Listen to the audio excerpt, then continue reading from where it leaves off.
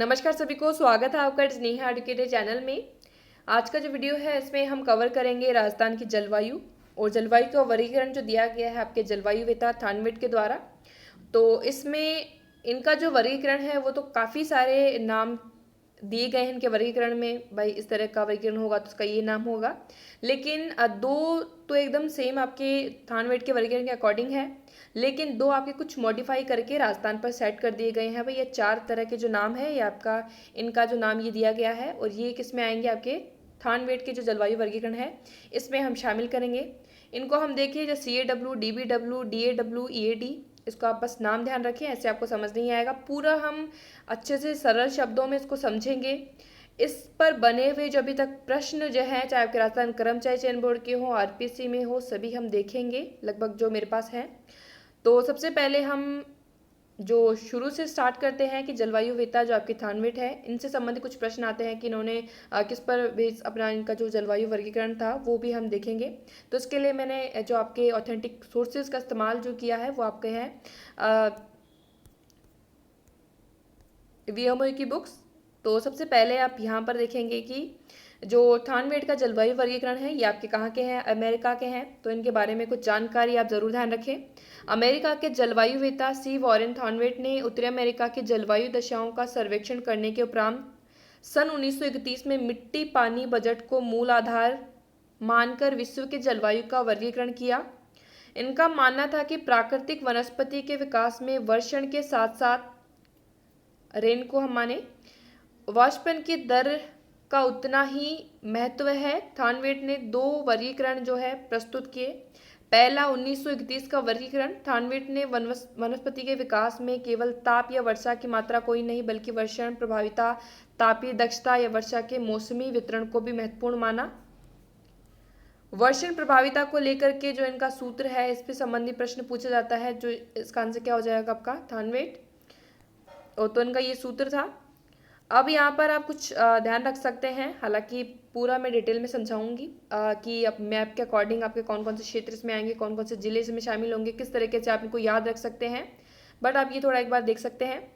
आर्द्रता प्रदेश वनस्पति के प्रकार PE सूचकांक, यहाँ पर A से अत्यधिक आर्द्र और वनस्पति के प्रकार होगा वर्षा के वन, B से होगा आर्द्र और घास के मैदान वनस्पति का प्रकार, C से उपाद्र और आपका वन है, D से है अर्धशुष्क, शुष्क नहीं अर्धशुष्क स्टेपी प्रकार की वनस्पति, और D से आपका शुष्क मरुस्थलीय प्रकार की। और फिर उन्होंने जो है वर्षा का मौसमी विवरण के साथ साथ इन्होंने एक कैपिटल लेटर होते हैं कि जो स्मॉल लेटर होते हैं उनमें भी चार उपभागों में इन्होंने विभाजित किया है, जो कि आपका R और S तो राजस्थान पर लागू है ही नहीं देखेंगे, बट फिर भी R से है वर्ष पर भारी वर्षा, S से आपका ग्रीष्मकाल में कम वर्षा। तो आप D और W जो है आपको राजस्थान का जलवायु वर्गीकरण है उनमें आपको नाम देखने को मिलेगा, जैसे CAW, DAW, DBW। तो W से आपका छोटा वाला W जो है शीतकाल में कम वर्षा, जो स्मॉल D है इसमें आपका है सभी ऋतुओं में कम वर्षा। तापीय दक्षता को लेकर के इनका जो ये अनुपात दिया गया है। और तो अगला हम देखेंगे यहाँ पर जो इनका ये इन्होंने इतने सारे नाम जो दिए हैं अलग अलग जलवायु को, ये 32 जलवायु खंडों में मानचित्र इन्होंने किया है। और लास्ट में ये भी देखेंगे कि जो कोपेन का जलवायु वर्गीकरण है और जो थानवेट का जलवायु वर्गीकरण है वो, और एक और है कि कोपेन का जलवायु वर्गीकरण अगर आपने नहीं देखा है अभी तक तो उसका लिंक आपको आई बटन पर मिल जाएगा, तो वो भी आप इजी तरीके से समझ सकते हैं। और आज की इस वीडियो के बाद आप कभी भी थानवेट के जलवायु वर्गीकरण को लेकर भी कोई भी आपको डाउट नहीं आएगा। एक तो इनमें से सेम तो यहाँ पर ये 12वें नंबर का CAW देख सकते हैं, उष्ण कटिबंधीय उपाद्र जलवायु शीतकाल में कम वर्षा, ये आपका जो है CAW as it is Rajasthan की जलवायु में भी शामिल किया गया है। एक अगला है आपका EAD जो कि आपका उष्ण कटिबंधीय जलवायु वर्ष पर कम वर्षा, ये भी आपका इसमें शामिल किया गया है। बाकी थोड़ा सा कुछ चेंजेस इसमें बताए गए हैं, और जो आपके दो अलग बचे हैं EAD CAW के अलावा, जैसे आपका DBW बचा हुआ है और आपका DAW, ये आपके चारों प्रकार के हैं। CAW उपाद्र सब ह्यूमिड जलवायु ट्रॉपिकल, उष्णकटिबंधीय में उपाद्र CAW कहेंगे उसको। DAW कहेंगे अर्धशुष्क जलवायु सेमी एरिड क्लाइमेट। DBW मध्य तापीय मध्य अक्षांशीय या फिर मिश्रित अर्धशुष्क जलवायु, ठीक है, अर्धशुष्क या मिश्रित जलवायु। EAD से है उष्ण उष्ण शुष्क कटिबंधीय अथवा मरुद्भिद जलवायु, ट्रॉपिकल, ड्राई ट्रॉपिकल और डेजर्ट क्लाइमेट। तो ये आपके 4 प्रकार के राजस्थान के लिए हैं, ये राजस्थान की जलवायु के लिए। अब इसको यहाँ पर हम मैप पर समझते हैं। तो सबसे पहले हम समझेंगे ईएडी।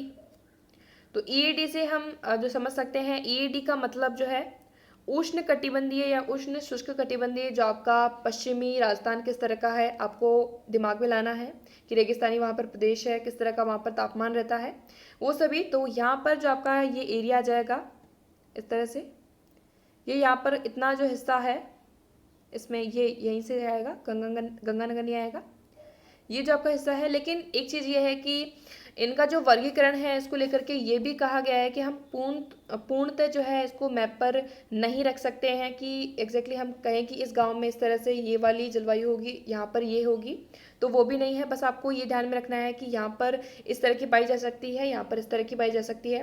तो ईएडी से क्या है, आपका उष्ण शुष्क कटिबंधीय अथवा आपकी मरुद्भिद या फिर रेगिस्तानी जो आपकी जलवायु है वो आपकी ईएडी में आएगी।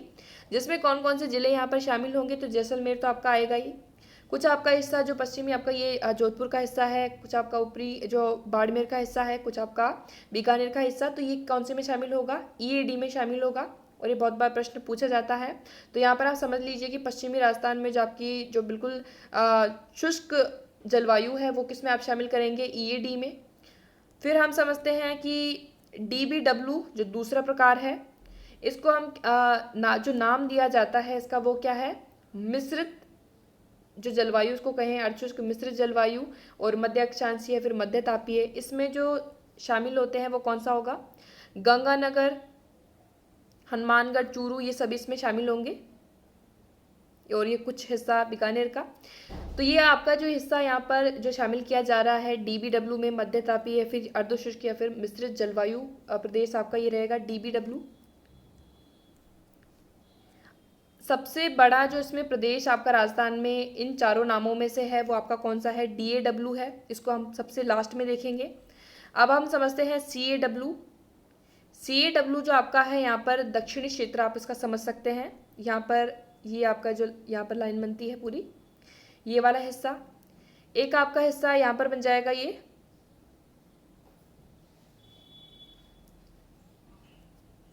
पूरा। इसमें जो आपकी सीएडब्ल्यू की अगर हम उसको बात करें तो सीएडब्ल्यू किस प्रकार की है, उपाद्र, ठीक है। ये जो जलवायु है आपकी उपाद्र जलवायु यहाँ पर इसको कहेंगे। और इसमें कौन कौन से जिले आपके आएंगे, तो झालावाड़ आपको आना ही है, झालावाड़ में सबसे ज़्यादा बारिश होती है। कोटा यहाँ पर आ जाएगा, बारा यहाँ पर आ जाएगा सीएडब्ल्यू में। और इसको आप याद कैसे रखेंगे वो भी मैं साथ साथ अभी बता देती हूँ, लेकिन एक बार हम देख लेते हैं। सीएडब्ल्यू से आप ये भी ध्यान रख सकते हैं, सी से आप या तो शीतलता से लेकर चल सकते हैं याद रखने के लिए, क्योंकि हमें कुछ पॉइंट तो चाहिए होगा ना। सीएडब्ल्यू से शीतलता से, या फिर कुछ अगर ज़्यादा बारिश अगर होगी तो सर्दी से, तो सी से आप उस तरह से याद रखें जहाँ पर आपकी उपाद्र जलवायु है। और इधर हम बात करें ये डूंगरपुर, बांसवाड़ा और आपका जो झालावाड़, बारा, यहाँ पर हमने बात की, ये थोड़ा आपका चित्तौड़ का हिस्सा आ जाएगा और उदयपुर का थोड़ा हिस्सा आ जाएगा। तो ये आपका जो क्षेत्र हो जाएगा यहाँ पर, ये कौन सा आ जाएगा आपका सीएडब्ल्यू में। और ये कौन सा जलवायु वर्गीकरण हम पढ़ रहे हैं, थानवेट का। अब आपका जो हिस्सा बचा है, जितने भी आपके जिले बच गए हैं, और ये जो पूरा हिस्सा बचा है वो किस में आ जाएगा आपका, डीएडब्ल्यू में। तो हमने छोटे छोटे भाग पहले कर लिए, ईएडी, ऊपर आपका डीबीडब्ल्यू हमने किया, नीचे आपका सीएडब्ल्यू किया। अब जो आपका बचा हुआ है डीएडब्ल्यू, वो आपका कौन सा बच गया है, जो कि आपका सबसे बड़ा भाग है, उसको हम क्या कहेंगे, अर्धशुष्क प्रदेश। यहाँ पर जो जलवायु का अर्धशुष्क प्रदेश है। और तो आप इसको याद रख सकते हैं कि डीएडब्ल्यू जो है आपका जयपुर से है। भाई जयपुर में आप समझ सकते हैं कि आप जिस भी इन जिलों में अगर आते हैं तो भाई हमारे जिले की थानवेट के अनुसार कौन सी है, तो इस तरह से जल्दी एक चीज़ याद हो जाती है। अगर एक चीज़ याद होगी तो बाकी 3 बच जाएंगे। तो यहाँ पर जैसे जयपुर में आपकी डीएडब्ल्यू बचेगी। इसका कुछ ऐसे डीएडब्ल्यू अगर हम बोलें, अगर इसको इंग्लिश में है तो उसको डॉ बोल सकते हैं, लेकिन अगर डीबीडब्ल्यू की बात करें तो उसका प्रोनाउंसिएशन हम नहीं कर पाएंगे, हमें इसको डीबीडब्ल्यू ही बोलना पड़ेगा। तो इसलिए क्या है कि इन तीनों शब्दों का ये मिश्रण सा हो गया है, तो ये इसमें यहाँ पर कौन सी हो जाएगी, मिश्रित जलवायु यहाँ पर हो जाएगी, ठीक है। तो इससे आप याद रख सकते हैं डीबीडब्ल्यू प्रकार की कहाँ पर पाई जाएगी, गंगानगर, हनुमानगढ़, चूरू का हिस्सा आपका, चूरू और बीकानेर का कुछ हिस्सा, तो यहाँ पर डीबीडब्ल्यू हो जाएगी। अगला यहाँ पर ईएडी जो हमने देखा, तो ईएडी में आपका जो शुष्क प्रदेश है आपका जैसलमेर जैसी जगह का, तो वहाँ पर हम क्या देखेंगे ईएडी। तो आप जितना अगर इन टर्म्स को लेकर के पढ़ोगे तो उतना कंफ्यूज होगे। मैप के अकॉर्डिंग अगर आप देखोगे, उससे थोड़ा कोरिलेट करने की कोशिश करोगे कि वहाँ पर इस तरह का जलवायु है, तो उससे अगर आप कनेक्ट करने की कोशिश करोगे तो उसी से अगर आप शीतलता से लेकर के करेंगे, जैसे हमने जो कोपेन का जलवायु वर्गीकरण है उसमें आपका AW प्रकार की जो जलवायु आती है, उसको मैंने कहा था कि AW आप आर्द्र से करके करिए। तो आपने जो चीज़ें याद कर ली थी कि दक्षिण में जो आपका आर्द्र जैसे आपकी जो जलवायु है आर्द्र उपाद्र, तो उससे आपने याद किया AW से। उसी प्रकार आपको सी से CAW से आप याद कर लेना है कि सी से आपका जो सर्दी जैसा माहौल या इतना नहीं रहता, लेकिन शीतलता से आप ले सकते हैं। तो आपका ये आपको याद हो जाएगा CAW में कौन कौन सा हिस्सा आपका आएगा दक्षिणी। और यहाँ पर ये आपका DBW, इसको हम बोल नहीं सकते, एकदम मिश्रण सा दे दिया गया है DBW ये वर्ड्स का। DBW जैसे ये आपके लेटर्स का, सॉरी वर्ड्स नहीं। और इसको हम बोल सकते हैं, तो ये और ये आपका सबसे बड़ा क्षेत्र है, तो आपको सबसे पहले याद हो जाना चाहिए DAW।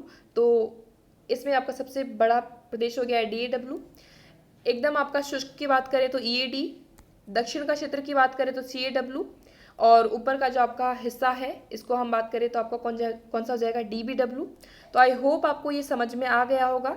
अब इससे संबंधित अभी तक जो प्रश्न पूछे गए हैं वो भी हम करते हैं, और आप इजीली बिल्कुल इसको समझ पाएंगे। तो इसमें मैंने सबसे पहले प्रश्न लिया है, आपका RPSC में पूछा गया प्रश्न है। तो यहाँ पर आपको बताना है कि ये जो आपका ये काला हिस्सा जो दिया गया है, इसमें किस प्रकार की जलवायु है थानवेड के वर्गीकरण के अकॉर्डिंग। तो अभी हमने समझा कि यहाँ पर कौन सी जलवायु यहाँ पर इनमें शामिल होगी, EAD, जो कि आपका क्या कहलाती है, शुष्क आपकी एकदम मरुद्भिग वाली जलवायु। तो यहाँ पर इसका राइट आंसर क्या हो जाएगा EAD। तो ये आपका RPSC में पूछा गया प्रश्न है। तो यहाँ पर भी आप देख सकते हैं मैप में किस तरीके से ये बताया गया है कितना हिस्सा आपका EAD में आएगा। तो ये आपका एक कॉन्सेप्ट या फिर एक आपकी चीज़ क्लियर हो गई है EAD को लेकर के। अब आप कभी नहीं भूलेंगे EAD कौन।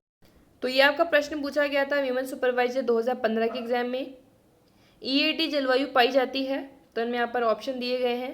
EAD आप देख सकते हैं कि आपको मरुभूमि जलवायु, रेगिस्तानी जलवायु बतानी है जो कि एकदम शुष्क है। तो यहाँ पर आपको ऑप्शन कौन सा मिल रहा है, बाड़मेर, जैसलमेर। तो यहाँ पर जो इसका राइट आंसर क्या बनना चाहिए आपका, फर्स्ट ऑप्शन। तो ये आपका एक क्वेश्चन और क्लियर होता है EAD से लेकर के, जो कि आपको 2015 वीमेन सुपरवाइजर में पूछा गया था। अगला प्रश्न देखते हैं। अगला प्रश्न है, थॉर्नवेड वर्गीकरण के अनुसार निम्नलिखित में से कौन सा बांसवाड़ा व डूंगरपुर की जलवायु को दर्शाता है। यह आपका पेपर है इकोनॉमिक इन्वेस्टिगेटर के एग्जाम का। तो यहाँ पर आप देख सकते हैं बांसवाड़ा डूंगरपुर आपके दक्षिणी क्षेत्र में आते हैं, और वहाँ पर जो है आपकी किस तरह की जलवायु होती है, उपाद्र। तो उपाद्र होगी तो आपकी थोड़ा शीतलता से संबंधित कुछ रहेगा, शीतल जैसी जलवायु आपकी रहेगी, ठीक है। तो यहाँ पर सी से आप करेंगे कनेक्ट, तो यहाँ पर CAW प्रकार की आपकी वहाँ पर जलवायु जो है पाई जाएगी, ठीक है। और DBW आपकी कौन सी जाएगी, एकदम मिश्रित है, तो आपके ऊपरी हिस्से में आप चल जाएंगे, जो कि गंगानगर, बीकानेर का कुछ हिस्सा, और फिर आपका चूरू जैसे हिस्सा।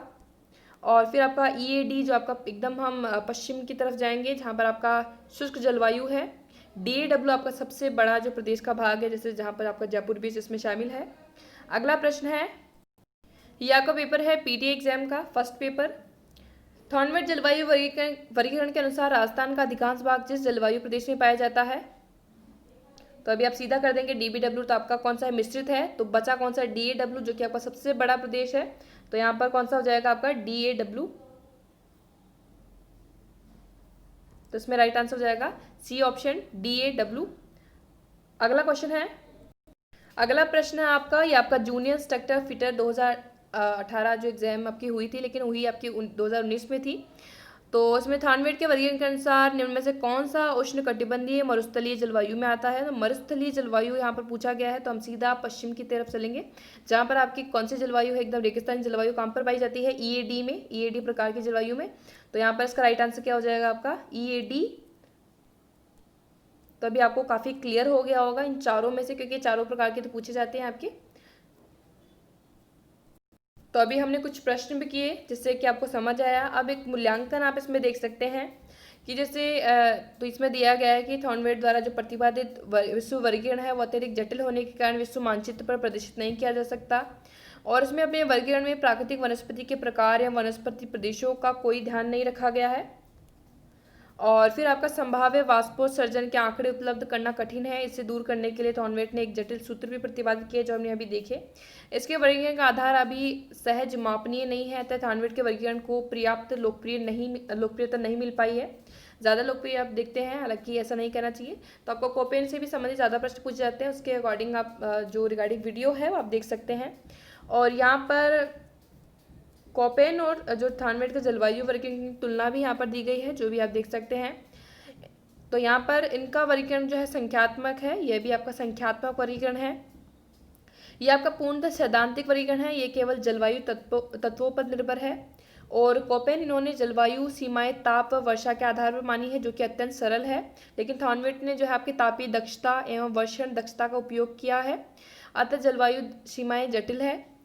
कोपेन ने छोटे अक्षरों वाले संकेत अधिक हैं जिन्हें जो है स्मरण रखना कठिन है। इसमें आपके जो है थॉर्नवेट ने छोटे अक्षरों के संकेत कम होने के कारण अधिक सरल है। और फिर आपका 5वां पॉइंट यहाँ पर दिया है, इन्होंने 24 जलवायु प्रदेश निर्धारित किए हैं, इन्होंने 32 किए हैं।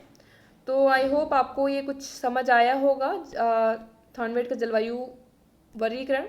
तो काफ़ी डेटा कलेक्ट करने में टाइम लगा है, तो आप इस वीडियो का फीडबैक ज़रूर कमेंट बॉक्स में दीजिएगा। पीडीएफ में टेलीग्राम पर अपलोड कर दूंगी, जहाँ से आप इजीली डाउनलोड कर पाएंगे। और कोई भी क्वेरी रही हो आपको किसी भी डेटा को लेकर के, तो आप ज़रूर कमेंट बॉक्स में बता दीजिएगा, तो उसको भी हम देखेंगे। बाकी इससे संबंधित जो प्रश्न है या फिर कोई टॉपिक अगर आपको नहीं क्लियर हो रहा है, तो वो भी आप कमेंट बॉक्स में बता सकते हैं। So thank you for watching. आज के इस वीडियो में इतना ही। कोपेन का वर्गीकरण आपको आई बटन पर मिल जाएगा। और अभी तक आपके परीक्षाओं में जो पूछे गए प्रश्न है जलवायु से संबंधित, चाहे जलवायु वेताओं द्वारा जो वर्गीकरण किया गया है उसको लेकर के जो प्रश्न है, वो सभी का जो एक वीडियो है वो भी आपको लिंक यहाँ पर आई बटन पर और डिस्क्रिप्शन बॉक्स में मिल जाएगा। So thank you for watching. आज के इस वीडियो में इतना ही। आरपीएससी की सीरीज को भी आप ज्वाइन कर सकते हैं, देख सकते हैं।